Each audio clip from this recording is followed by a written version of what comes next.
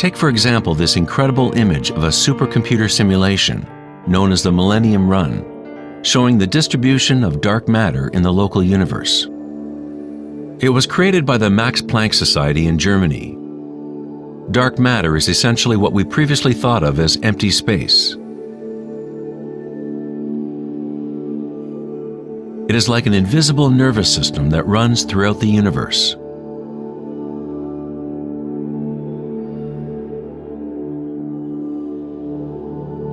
The universe is literally like a giant brain. It is constantly thinking, using a type of dark or hidden energy that science is only starting to understand. Through this immense network, unfathomable energy moves, providing the momentum for the expansion and growth of the universe.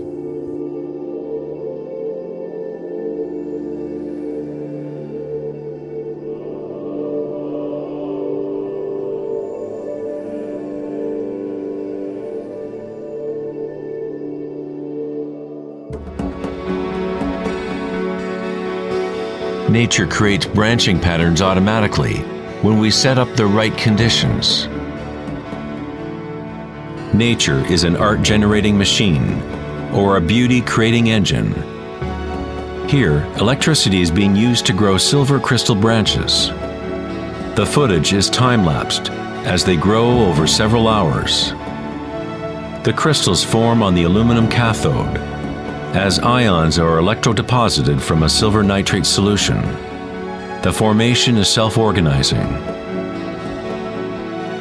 You are seeing artwork generated by nature itself. Johann Wolfgang von Goethe said, "Beauty is a manifestation of secret natural laws, which otherwise would have been hidden from us forever." In this sense, everything in nature is alive, self-organizing. When higher voltage is used, the fractal branching becomes even more obvious. This is happening in real time.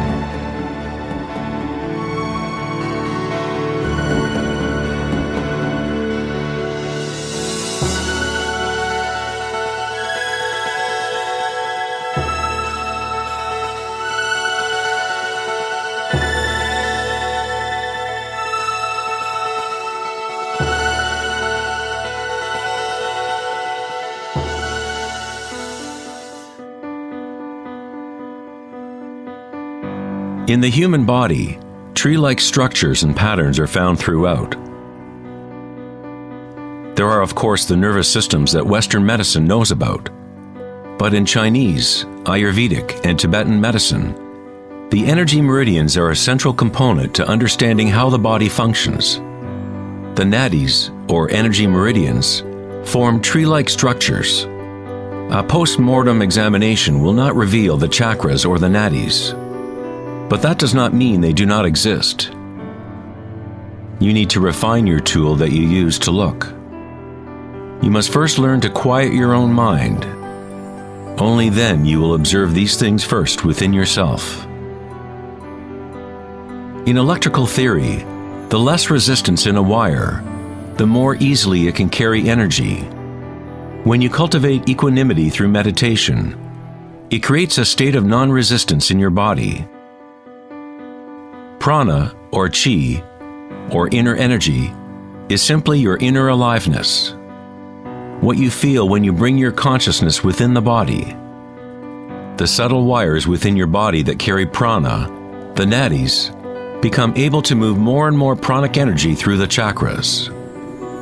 Your wiring becomes stronger as you use it, as you allow energy to flow. Wherever consciousness is placed, chi or energy will begin to flow and physical connections blossom. Within the brain and nervous system, physical wiring patterns become established by repetition. By continually placing your attention within and lowering resistance to the sensations you are experiencing, you increase your energetic capacity.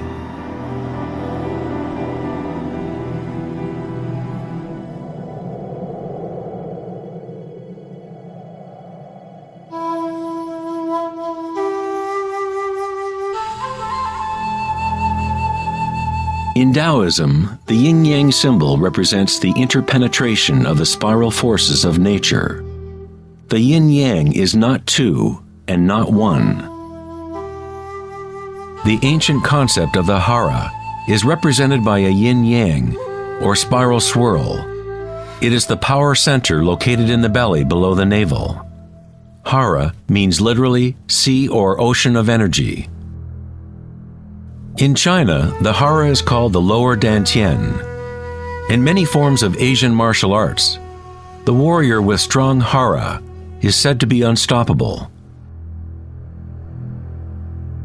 In the samurai tradition, one form of ritual suicide, or seppuku, was harakiri, was often mispronounced as harikiri.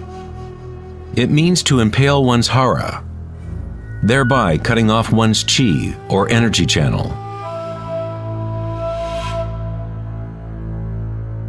Moving from this center creates the grounded, graceful movement that you see not only in martial arts,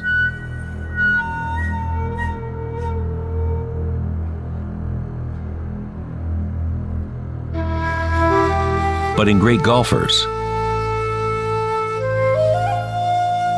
belly dancers,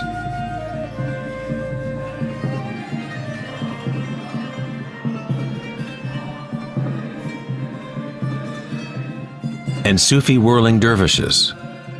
It is the cultivation of single-pointed, disciplined consciousness that is the essence of hara, the stillness in the eye of the hurricane.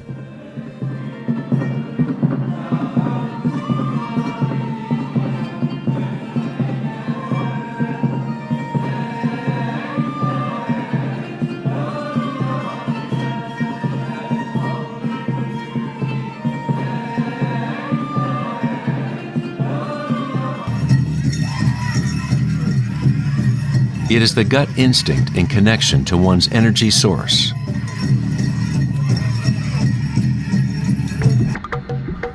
A person with good hara is connected to the earth and to the intuitive wisdom that connects all beings.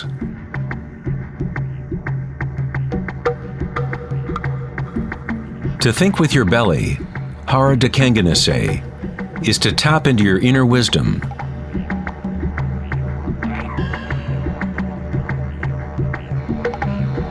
The ancient Australian Aborigines concentrated on the same area, just below the navel, where the cord of the great rainbow serpent lay coiled. Again, a representation of the evolutionary energy in humankind. It is no accident that it is in the hara where new life begins.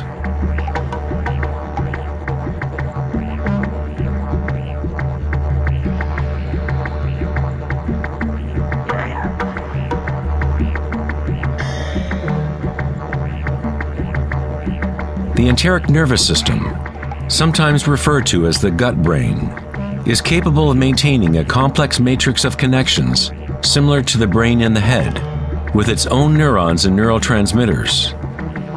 It can act autonomously, that is, with its own intelligence. You could say that the gut brain is a fractal version of the head brain, or perhaps the head brain is a fractal version of the gut brain. A healthy bear has strong hara. When a bear knows where to forage for herbs, it follows the movement of chi through its senses, centered in the hara or belly. This is the bear's connection to the dream lodge, the place in native traditions where all knowledge comes from, to the spiral of life.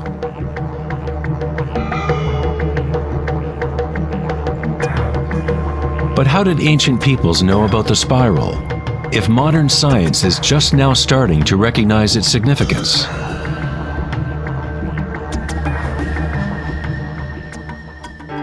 Ask the bees, for they have not forgotten how to love. Bees have a special connection to the source, as part of a symbiotic system, helping beauty and diversity to flourish. They are a bridge between the macrocosm and the microcosm. There is one heart that connects all, a hive mind, if you will. Like an open brain, the hive sends out its dreams into the world to be manifested.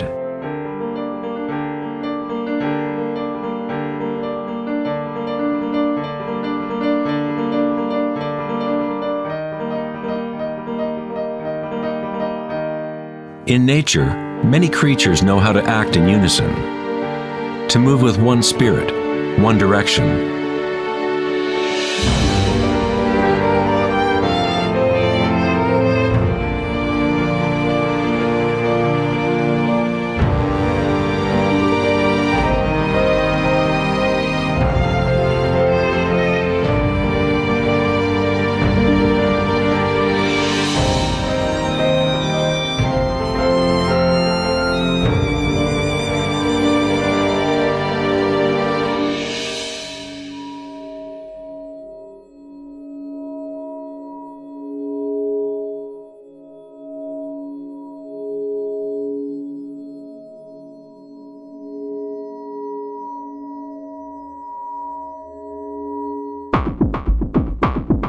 But not all benefit the other species around them. For example, the locust will devour everything in its path.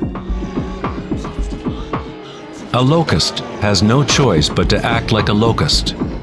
It will never make honey or pollinate plants the way a bee does.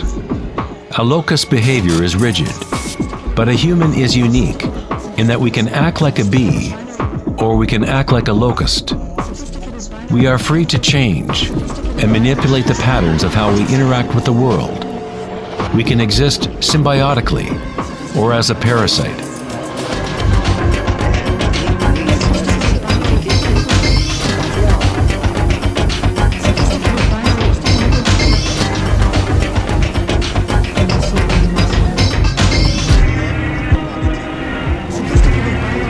Today, humans try to understand the spiral with the rational mind. But it was never thinking that connected us to the spiral of life. We have always been connected.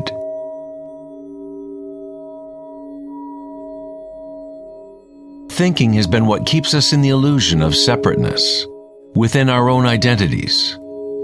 Thinking is the creation of separateness, the experience of limitation. The more we align with thought, the more removed we become from the source.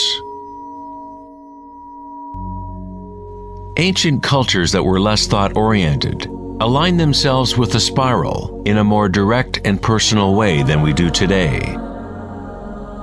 In ancient India, Kundalini is a representation of one's inner energy, which moves in snake-like or helix-like pattern up the spine. In the ancient yogic traditions of India, the inner worlds of people at that time were comparable to those of Hara-centered cultures. To balance the power of the spiral with the stillness of your witnessing consciousness is to align with your full evolutionary potential, to blossom into the unique multifaceted being you were designed to be. Ida, the feminine or moon channel, is connected to the right brain, and Pingala, the masculine or sun channel, connected to the left brain. When these two channels are in balance, energy flows up a third channel, Sushumna, along the center of the spine, energizing the chakras and unlocking one's full evolutionary potential. The word chakra is an ancient Sanskrit word meaning energy wheel.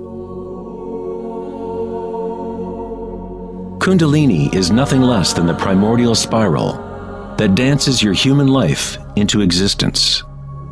It is a different order of energy than we normally understand, like a bridge from gross matter to the most subtle energies.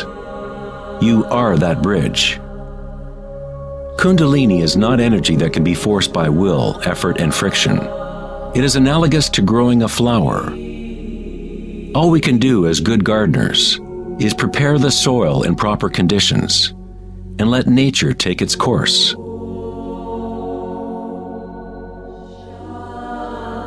If you force a flower to open prematurely, you will destroy it. It grows with its own intelligence, with its own self-organizing direction, The egoic mind, which fixates on the outer world, is what keeps you from experiencing your true inner vibratory nature. When consciousness is turned within, it becomes like the sun's rays, and the lotus within begins to grow.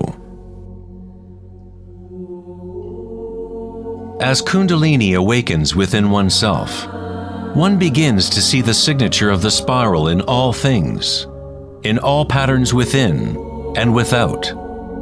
This spiral is the link between our inner worlds and our outer worlds.